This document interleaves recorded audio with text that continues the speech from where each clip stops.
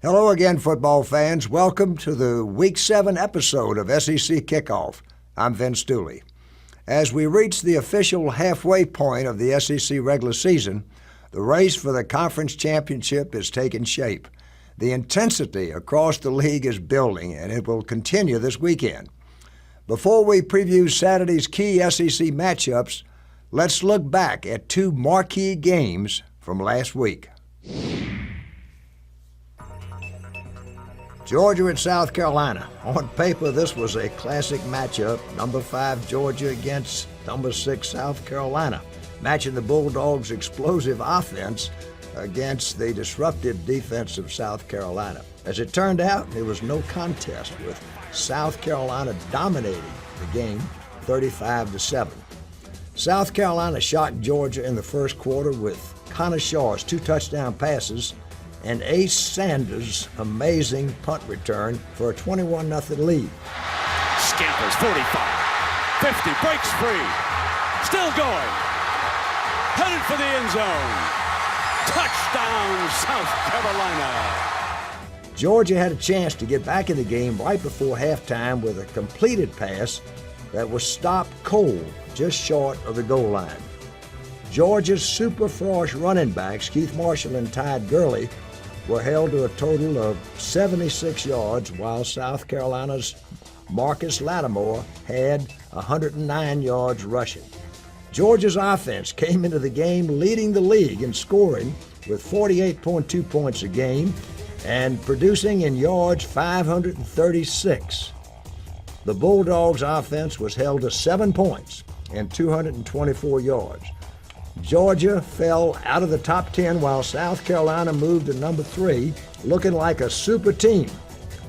We'll find out soon how good the Gamecocks are as they face a tough road ahead with LSU, number 10 in the country, and number 5 Florida playing them back-to-back on the road. That's one heck of a challenge. LSU versus Florida in Gainesville. This was another classic matchup on paper. Number 4 LSU against number 10 Florida, both with 2 of the top defenses in the country. It stacked up to be and ended up being an old-fashioned rockin' sock'em football game, with LSU leading 6-0 at halftime on 2 field goals. But the Gators wore down the Tigers in the second half, which has become characteristic of this Florida team all season. They ground out 14 unanswered points in the second half, winning 14-6. The Gators tailback Mike Gillisley rushed for 146 yards on 34 carries, and we don't see many backs carrying the ball 34 times in this day and time. He scored 2 touchdowns as Florida ran the ball on the final 24 snaps.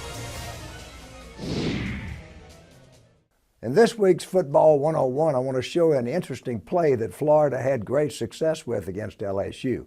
Well, actually, it's interesting, but it's an old fundamental play that Florida actually used with great success 20 years ago. In any event, of the 70 total plays last Saturday, the Gators rushed the ball 58 times. Florida used one specific running play in a couple of key situations. Let's take a closer look at what made this play so successful.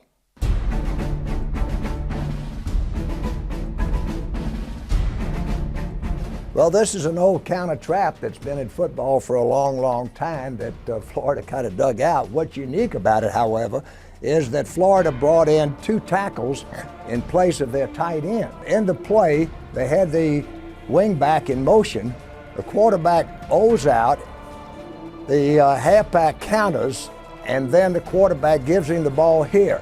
In the meantime, the guard pulls, looks to trap, nobody to trap. He turns up on the linebacker. The tackle then also pulls and helps get this linebacker. The cornerback comes up, and then with the line stepping back for order to counter, then charged, and that running back had a clear shot to the goal line. Very good play that they used for a touchdown, and also in a key 3rd down situation to make another 1st down. Now let's look ahead to the upcoming SEC weekend. The games are only getting more important as teams battle for position in the division races. and certainly in the mix are the Mississippi State Bulldogs. In this week's Head Coach One-on-One, we talked with Coach Dan Mullen, who quietly has the Bulldogs off to a 5-0 start. This Saturday, the Dogs step up in competition as they host the Tennessee Vols in a key SEC matchup.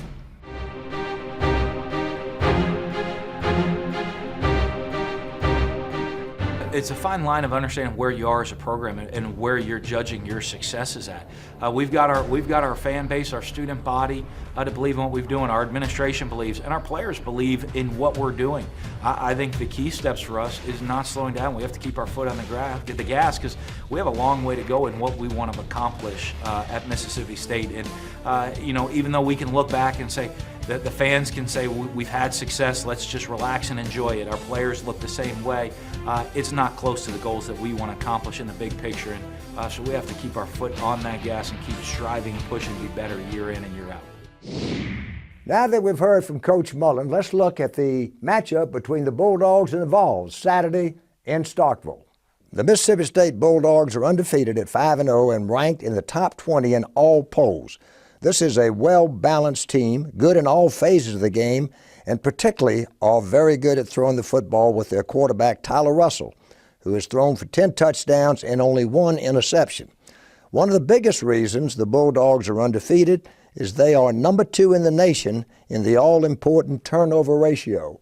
The Bulldogs have caused 15 turnovers and only lost the ball 4 times themselves. That gives them a plus 12.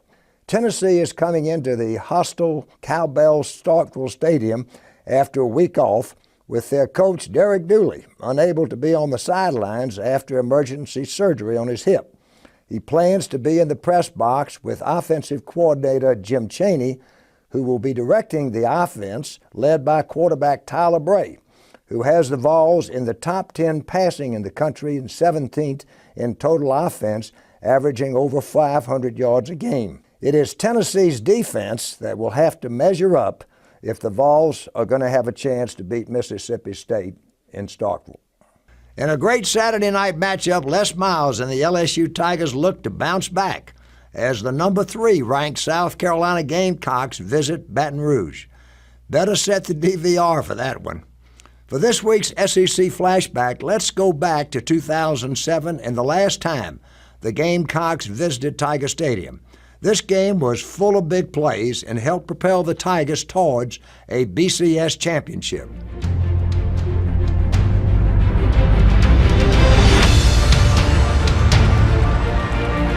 Mike Davis is the deep back now in the arm. They toss to Davis, left side, touchdown.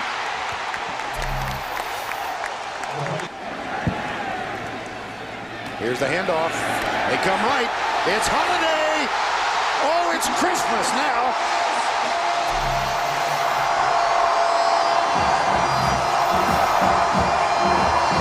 And Matt Flynn, the 5th-year senior, is on. Dixon, the tight end, in motion. Here's Flynn. He's got a man open. Touchdown, LSU.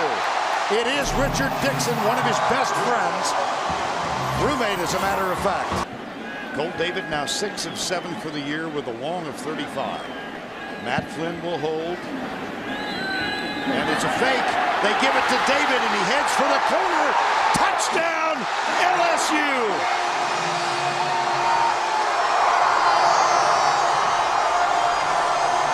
They were going to do. They saw something in film. You watch it. Flips it over his shoulder. And there it is. This is almost a walk-in.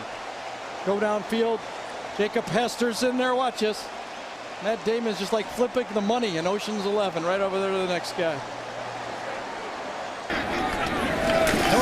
Right. Yes, they are. Here's Hester. Touchdown, Louisiana State University. First time in the last 4 games that LSU has not exceeded 40 points. They had scored 4. The Tigers and the Gamecocks get together at 8 o'clock Eastern on Saturday night. ESPN will have the coverage, and Tiger Stadium is sure to be rocking. Here's what I'll be watching for. South Carolina at LSU. The question is, will this South Carolina team be good enough to overcome an expected letdown after their emotional, dominating win over their rival Georgia? There is no doubt LSU will be on the rebound at home after getting kicked around in Gainesville last week, where their highly regarded rushing offense accumulated only 42 yards. The young LSU quarterback, Zach Mettenberger, will have to grow up and have his best day to beat the Gamecocks, and that will be quite a challenge with the South Carolina great pass rushing team. South Carolina has the edge on paper, but look out for the Tigers in Baton Rouge on Saturday night. Alabama at Missouri. Missouri will be without their quarterback James Franklin, who was hurt in the first quarter against Vandy that won the game 19-15. Alabama's Crimson Tide should roll in this game. Florida at Vanderbilt. Florida should be emotionally down after their great LSU win, but should be able to beat Vandy, who no doubt will play good at home after their Missouri win. For those of you who will be in front of the TV on Saturday, here is a full broadcast lineup for this weekend's games.